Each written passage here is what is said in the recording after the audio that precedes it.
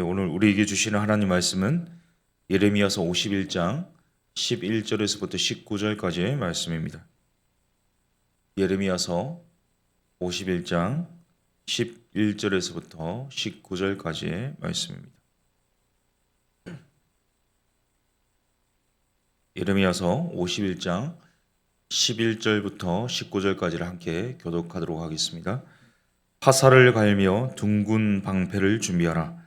여호와께서 메대 왕들의 마음을 부추기사 바벨론을 멸하기로 뜻하시나니 이는 여호와께서 보복하시는 것 곧 그의 성전을 위하여 보복하시는 것이라.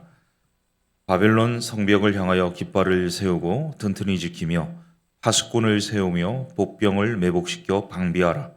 이는 여호와께서 바벨론 주민에 대하여 말씀하신 대로 계획하시고 행하심이로다. 많은 물가에 살면서 재물이 많은 자여, 내 재물의 한계 곧 내 끝이 왔도다.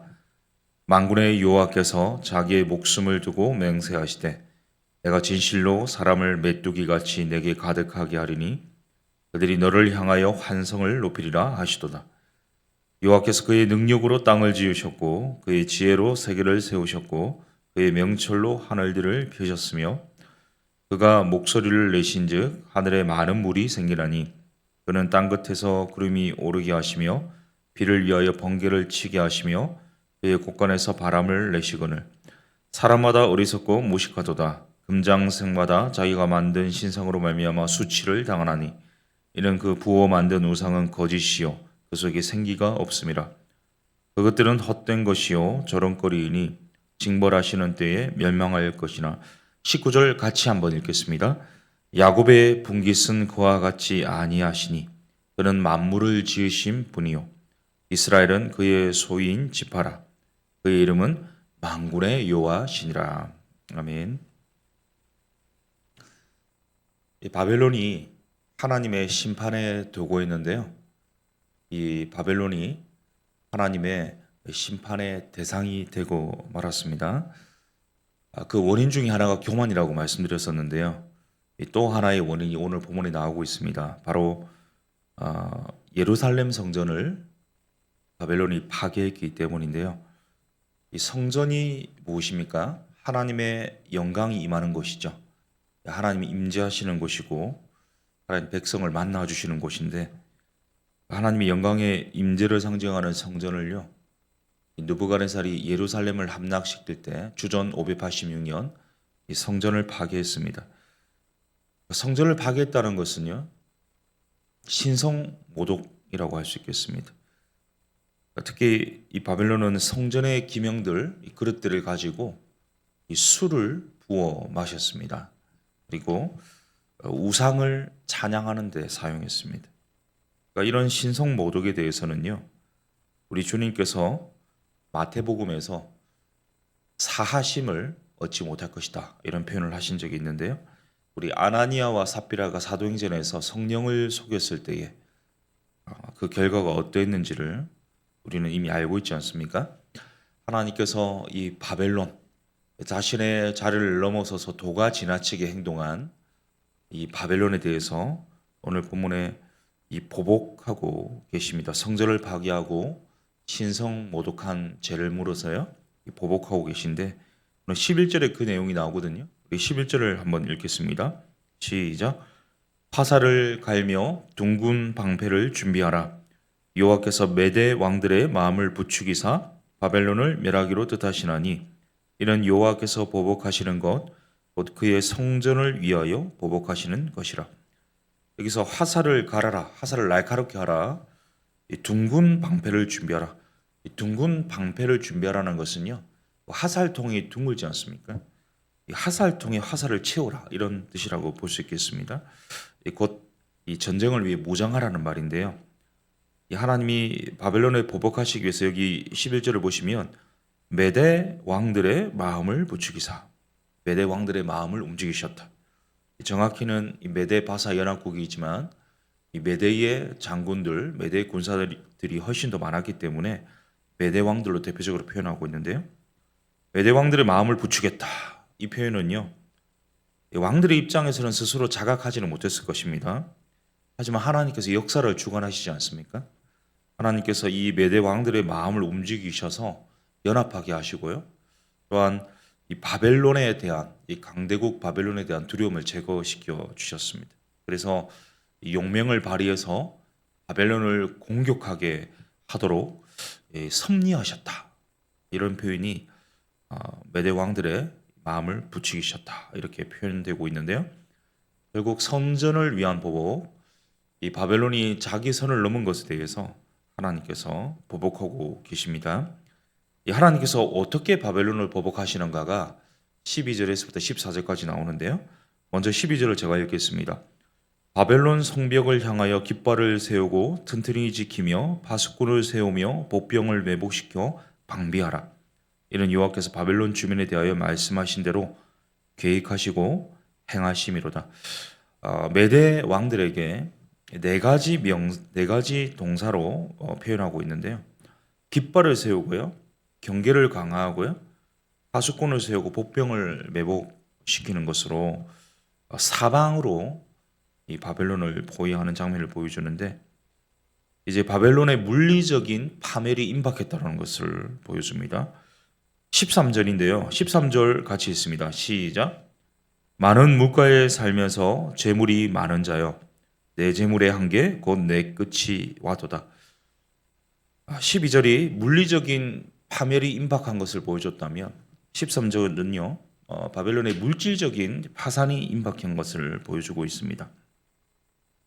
여기서 많은 물, 많다라는 의미는 크다라고 해석하는 것이 더 적절합니다. 그러니까 큰 물인데요, 바로 유프라테스 강을 의미합니다. 유프라테스 강은요, 서아시아의 최대 강입니다. 그 길이가 2,700km입니다. 식수로 사용되기도 했고, 농업용 용수도 사용하기도 했고, 군사적인 방비를 위한 보호막으로 사용되기도 했습니다. 이 강을 통해서요, 이 바벨론이 하나님의 철퇴로 또는 하나님의 도구로 열방을 무력화시켰거든요. 열방을 많이 정복을 했는데, 그 피지배 국가들에 있는 모든 전리품들 또 저공들을 이 강을 이용해서 바벨론으로 실어 날랐습니다. 특별히 예루살렘 성전에 있던 그릇들, 기명들도요, 이 강을 통해서 바벨론으로 실어 날랐고, 이 유프라테스 강이 굉장히 길고 크기 때문에 범람이 많았거든요. 그러니까 주변 지역이 옥토로 바뀌었고, 수많은 이 옥토를 통하여서 많은 부를 축적할 수 있었습니다. 바벨론이 이런 많은 재물이 있었는데, 특별하게 하나님께서 23절에 이 재물을 언급하시고 있는 것은요, 단순하게 재물이 많았다는 것을 의미하지는 않습니다. 왜냐하면 13절 보시면 이 재물이라는 단어가 두 번 등장하거든요. 우리 13절 다시 한번 보여주시면요, 여기 상반절에 보면요, 이 재물이 많은 자요, 하반절에 내 재물의 한계 이렇게 나와 있지 않습니까?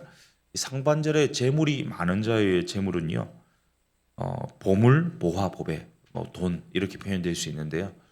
이 하반절에 이 재물의 한계에서 재물은요, 이 탐욕과 탐심으로 번역됩니다.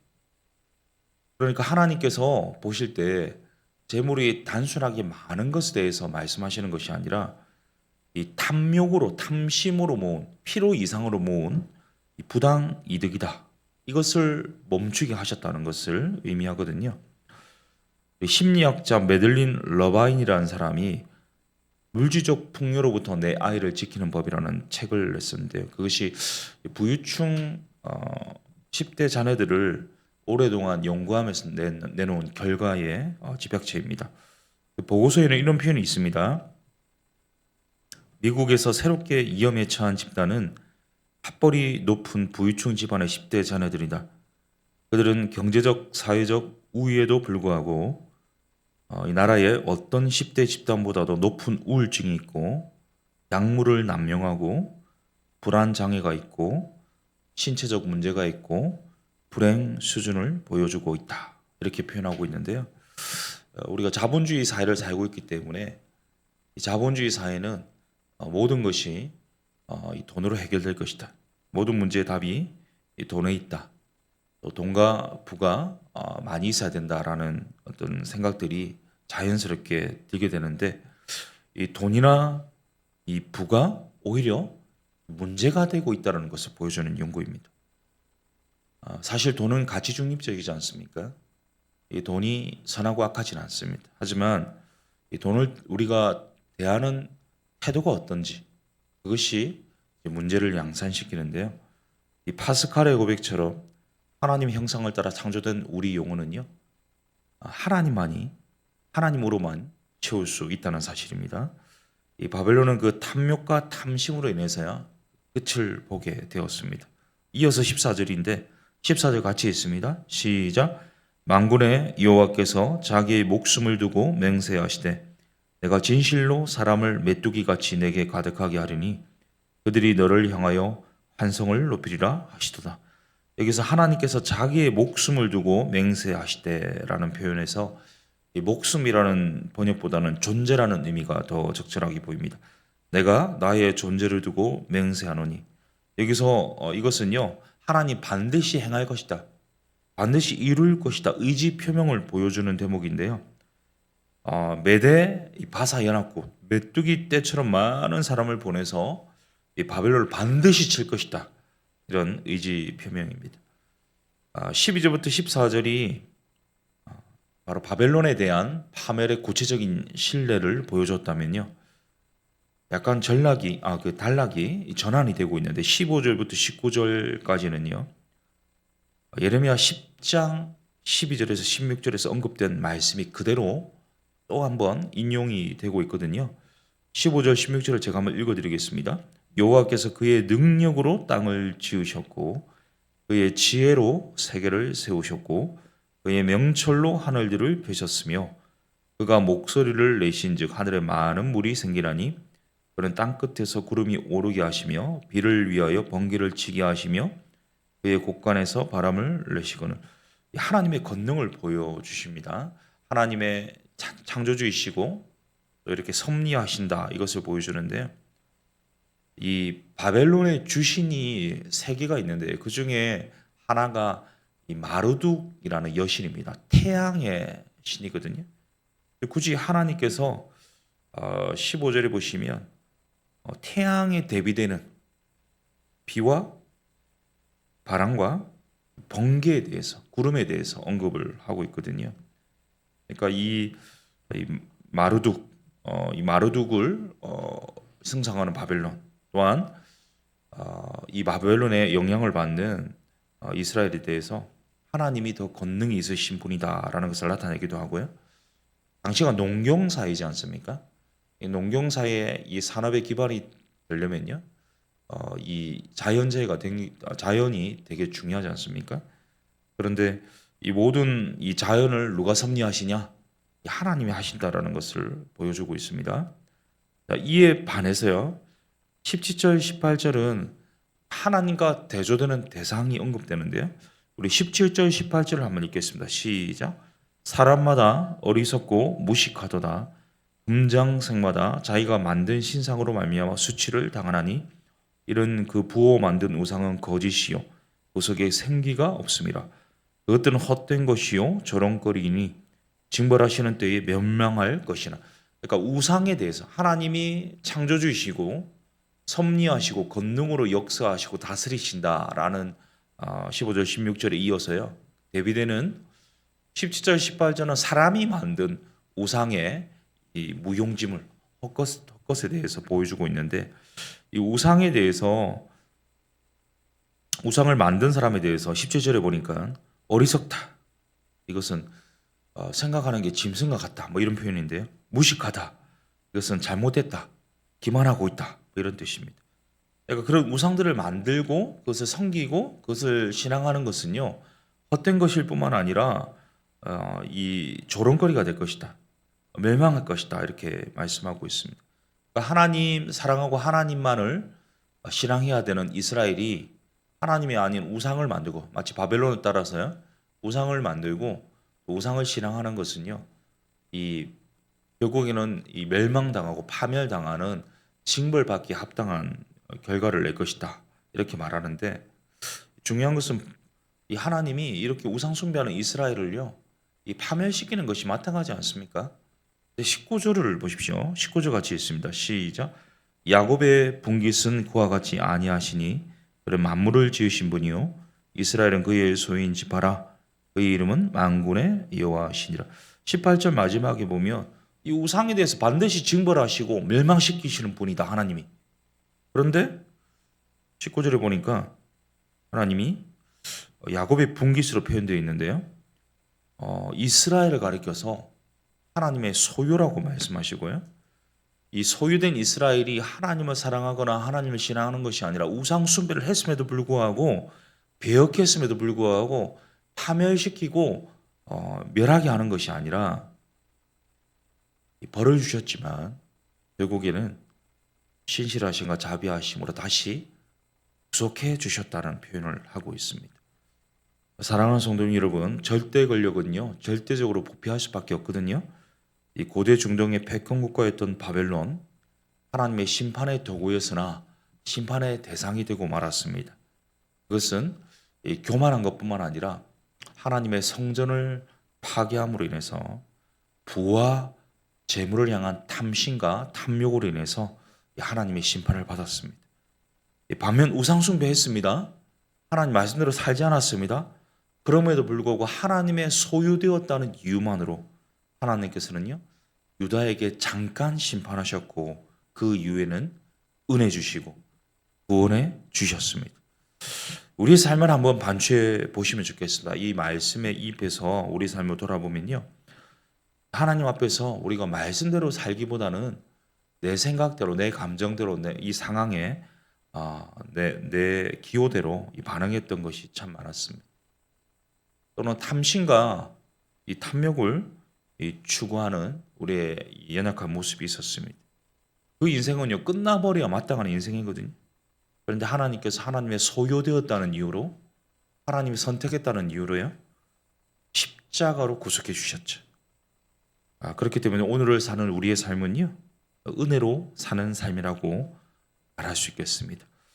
하나님의 은혜, 십자가의 사랑을 붙들고 오늘 다른 것을 사랑하거나 탐욕적으로 탐심을 추구하는 것이 아니라 하나님 말씀을 추구할 수 있기를 간절히 소원합니다. 하나님만을 사랑할 수 있기를 소원합니다. 그런 오늘 하루 우리의 남은 생에 될 수 있기를 예수님의 이름으로 축복합니다. 오늘 말씀 묵상하면서 신명기 10장 12절이 생각났는데요. 제가 한번 읽어드리겠습니다. 이스라엘아, 내 하나님 여호와께서 내게 요구하시는 것이 무엇이냐? 곧 내 하나님 여호와를 경외하여 그의 모든 도를 행하고 그를 사랑하며 마음을 다하고 뜻을 다하여 내 하나님 여호와를 섬기는 것이다. 이렇게 말씀하고 있는데요. 세상의 어떤 권력도, 절대 권력도 절대적으로 부패할 수밖에 없다고 말씀드렸습니다. 하나님의 심판 앞에, 이 준엄하신 하나님 앞에서요 아무것도 아닙니다. 하나님 앞에 우리가 해야 될 것은 우리가 유한한 인생이구나, 우리가 마땅히 드려야 될 것은 하나님께 대한 사랑과 경외이구나, 이런 고백을 해야 되겠습니다. 죽을 수밖에 없는 인생, 끝날 수밖에 없는 인생인 우리를 불쌍히 여겨주시고 하나님의 소유되게 하시고 선택하셔서 자녀 삼아주시고 십자가로 구속하신 하나님의 사랑에 대해 반응함으로 오늘 내 마음대로, 내 탐심대로, 내 하고 싶은 대로 사는 것이 아니라 말씀대로 살게 하시고 하나님 더 사랑하는 우리 오늘 하루 될 수 있도록 인도하여 주옵소서. 말씀 기억하면서요, 말씀 돌아보면서요, 우리 삶을 돌아보고 또 결단하는 기도 드리도록 하겠습니다. 기도하겠습니다. 살아계신 하나님 아버지, 끝나버릴 인생이었는데 내 마음대로 살고 탐심을 추구하고 탐욕을 추구하고 좀 하나님 뜻대로 살지 않고 하나님 아닌 다른 것을 사랑했던 나의 삶이었는데 하나님 십자가를 주셨습니다. 구속해 주셨습니다. 구원해 주셨습니다. 용서해 주셨습니다. 다시 일어설 용기 주시고 구원해 주셨습니다. 하나님의 이 놀라운 은혜와 이 사랑, 하나님의 구속의 은총에 마땅한 반응하기를 원합니다. 오늘도 하나님이 요구하시는 하나님 사랑하기를 원합니다. 마음과 뜻과 정성과 온 힘을 다하여 하나님 사랑하기를 원합니다. 이 말씀을 가까이 하고 좀 하나님 기뻐하시는 삶을 살기를 원합니다. 하나님 사랑하고 하나님께 영광을 돌리고 또 마음과 뜻을 다하여서 하나님 기뻐하시는 자리에 있기를 간절히 소원합니다. 하나님 이 탐심의 문제, 하나님 이 탐욕의 문제, 하나님 모양이라도 버릴 수 있도록 주님께서 나를 빚으시고 나를 붙잡아 오셔서 오늘도 이 말씀 추구하고 하나님 나를 소유 삼아주신, 나를 자녀 삼아주신, 나를 구원하신 하나님 이 선하신 뜻에 순종하며 하나님 더 사랑하는 오늘 하루가 되게 하여 주옵소서. 하나님 인도하시고 붙잡아 주시옵소서.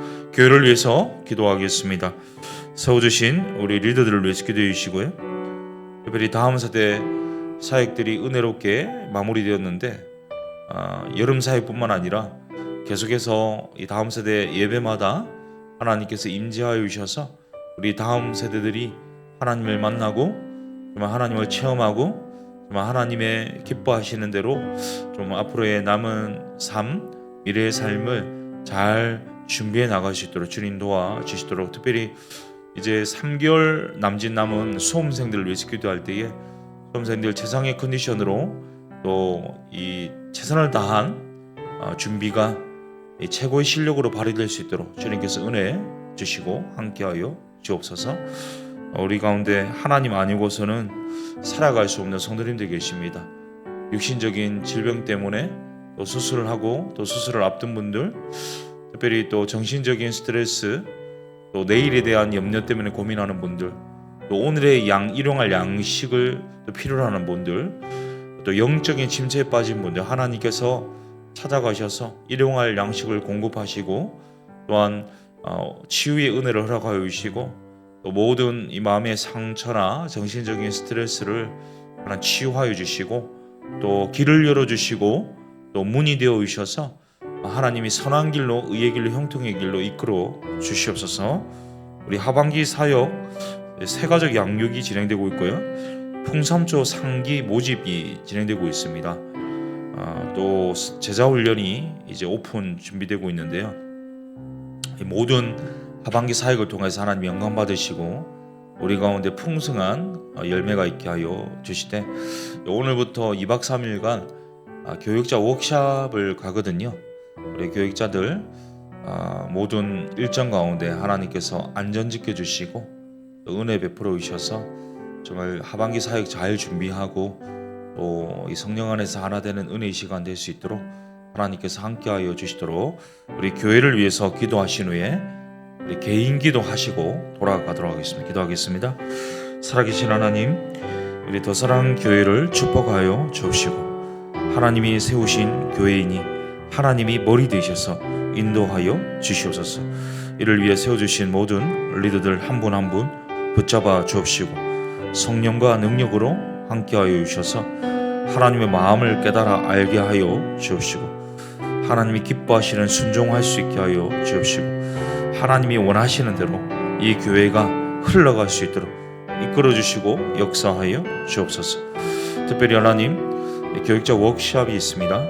하나님 2박 3일간 진행되는 모든 워크숍의 순간순간 시간 하나님 함께 하시고 임재하시고 동행하여 주셔서 안전 지켜주시고 하반기 사역이 잘 세워질 수 있도록 주님 도와주시고 하반기 우리 교회를 통하여 이루실 하나님의 놀라운 사역들 하나님 우리를 시대적 도구로 사용하여 주셔서 하나님의 영광을 위해서 일하여 주옵시고 특별히 하나님 세가족 양육 진행되게 하시고 특별히 또 우리 풍삼조 상기가 잘 준비되게 하시고 하반기 제자훈련이 잘 이루어지도록 주님 역사하여 주옵소서.